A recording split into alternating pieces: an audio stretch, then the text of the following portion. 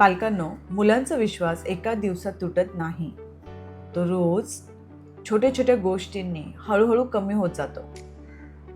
आज मी तुम्हाला अशा 5 चुका सांगणार आहेत ज्या न कळत पालक करतात. पहिली जी चूक आहे ती मुलांचं पूर्ण ऐकून न घेणं. मुलं काही सांगायला येतात आणि आपण लगेच बोलतो, आत्ता नाही, नंतर सांग. पण त्या क्षणी मुलांना फक्त तुमचं लक्ष हवं असतं. दुसरी मिस्टेक, त्यांच्या फिलिंग्सला छोटं समजणं. एवढ्याशा छोट्याशा गोष्टीसाठी रडतोयस? काही झालं नाहीये, शांत बस. असं बोलल्यावर मुलांना वाटतं माझ्या भावनांना महत्वच नाहीये. तिसरी मिस्टेक, इतर मुलांशी तुलना करणं. बघ तो किती हुशार आहे, तुझ्या बहिणीकडून बघ, काहीतरी शिक.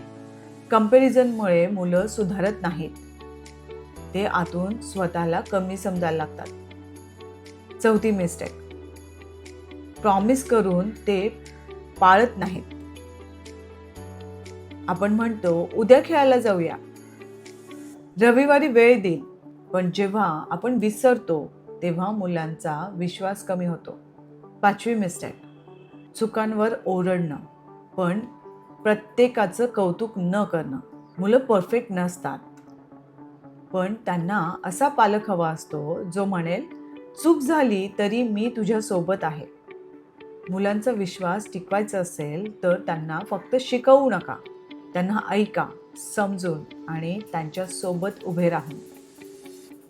कारण मुलांना परफेक्ट पॅरेंट नको असतो, त्यांना इमोशनली अवेलेबल पॅरेंट हवा असतो. प्रत्येक पॅरेंट आपल्या मुलांवरती खूप प्रेम करतात, पण न कळत काही मिस्टेक त्यांच्याकडनं होतात. तर यापैकी कुठली मिस्टेक न कळत तू करतेस ते कमेंटमध्ये मला नक्की सांग.